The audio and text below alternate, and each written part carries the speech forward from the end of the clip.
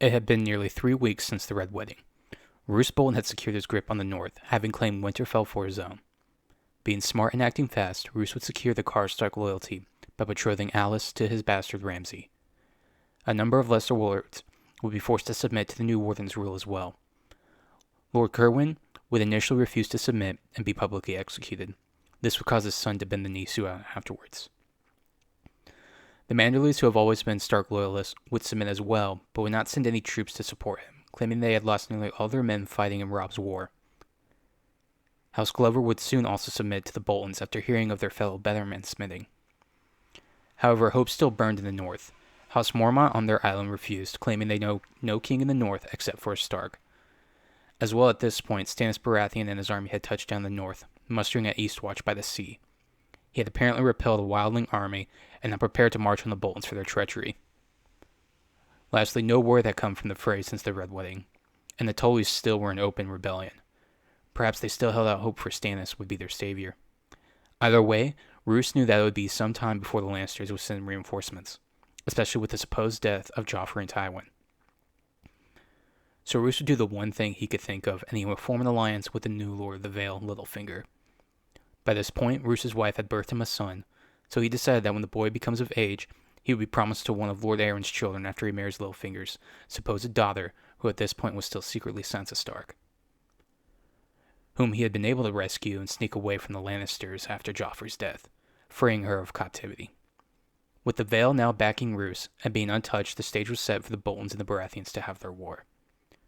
Yet, another set of whispers still kept Roose up at night. Were the wolves howling in the woods, baggage caravans being raided, men being killed in their sleep.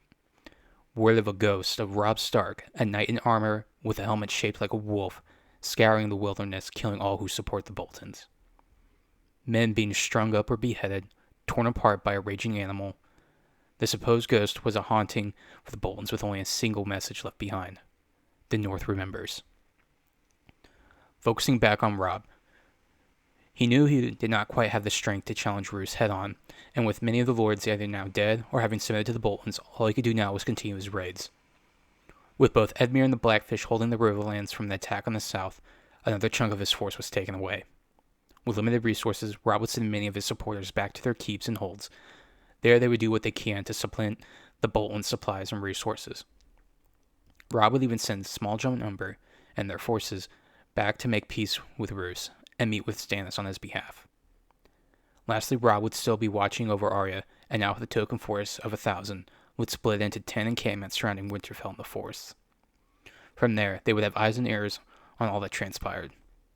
It would be around this time Robb would learn of Littlefinger and the Vale, their supposed alliance with the Boltons. Wishing to learn of what had become of his brothers, Robb would find his chance with the coming of Brienne of Tarth and her squire Podrick, both of whom had been sent by Jaime Lannister to find and protect Sansa. When Robb questioned why Jaime would have done that, Brienne would speak of her time with him and how Jaime protected her from Bolton men and so forth. Robb would discuss the matter with his council and tell Brienne that if Sansa was indeed somewhere in the north, then she would be given her chance to do her duty on one condition.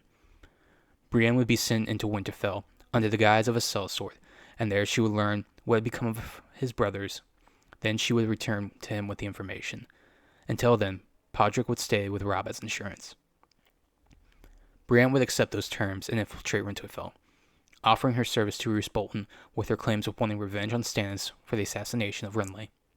To gain more favor, she would even inform Roose of her charge to find Sansa Stark. The news of Sansa Stark being somewhere in the north or the Vale would cause Roose to begin mustering his men. If he could catch Sansa, then he would be able to hold the key to securing the north in its entirety. Brienne would then be able to learn what had become of the other Stark boys. Bran had disappeared fleeing north with the help of 2 young companions. As for Rickon, they were able to capture him fleeing for House Umber with a wildling woman. She had been killed after her captivity.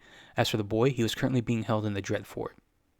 With her new information she was able to gather, she secretly was able to send word to Podrick of the Boltons and their plans. Yet Brienne's chance to prove herself from the Boltons would come when Roose received word that Stannis was on the march from Eastwatch, and his first target would be the Dreadfort. What was even more damaging was the news that Stannis was supposedly recruiting wildlings to reinforce his army, promising them land for their service. Roose was able to uncover this information from his spy on the Night's Watch, Locke. Roose would inform Ramsay to hold Winterfell. He would personally take 3,000 men to attack Stannis in the rear, while he laid siege to the castle. Ramsay would keep the other 3,000 and begin pulling in reinforcements from the houses that submitted fealty to them. Roose would also tell Ramsay to recruit the Night's Watch, claiming a wildling invasion was underway thanks to Stannis, and if they aided in the fight, then Roose would reinforce the Watch with recruits, food, and money. As Roose amassed his forces, Brienne felt conflicted on what she should do. As she looked deep into herself, she decided that Renly's murder could no longer go unpunished any longer. She would give Robb the news of Stannis, but would leave Podrick and the others behind as she set out with Roose to face Stannis.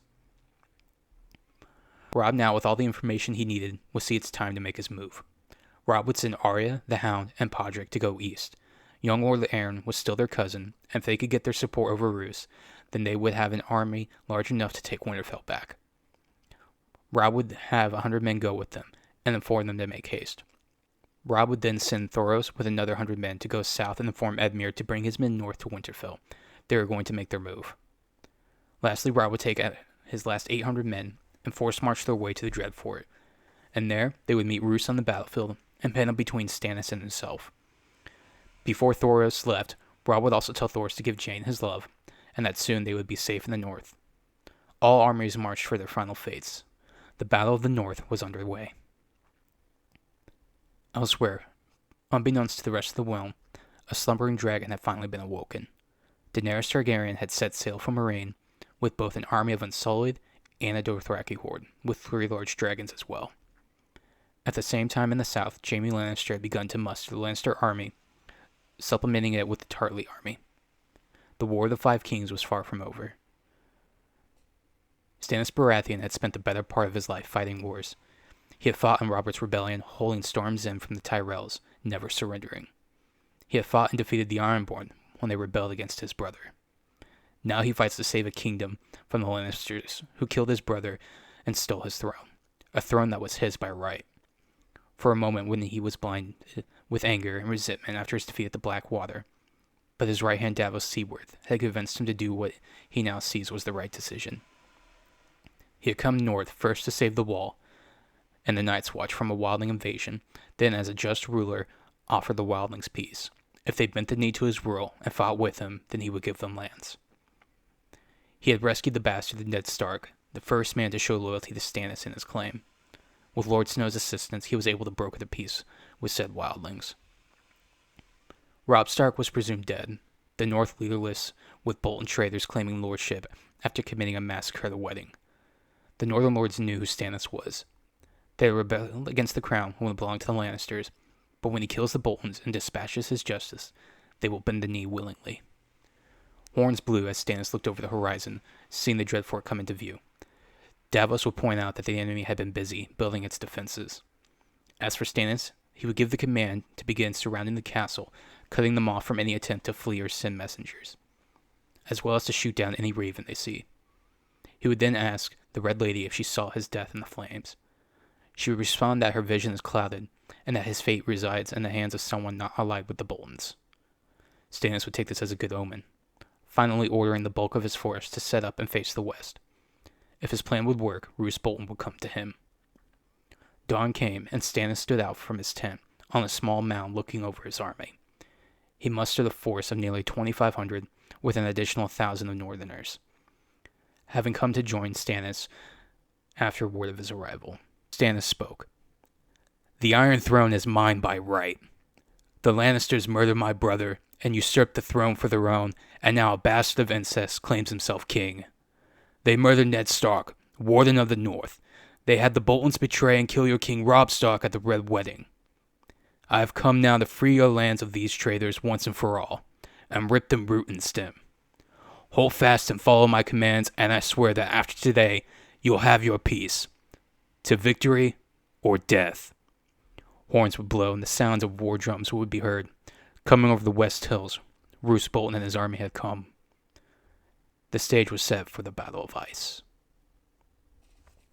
And that is where we are going to end the episode for today, as I have been working hard to do a 2-part battle episode involving the Battle of Ice and the Battle of Bastards, as well as share what happened at Hardhome. So be on the lookout for that. And yeah, if you guys like this story, give it a thumbs up. Subscribe if you want to stay tuned. I really am enjoying this, really, and I'm just happy to be doing what I love. I just broke 150 subscribers, which is fucking insane. I don't know what to say except thank you, everyone, and I wish you good fortunes in the wars to come. See ya. This is the Writer's Cantina with JD. Out.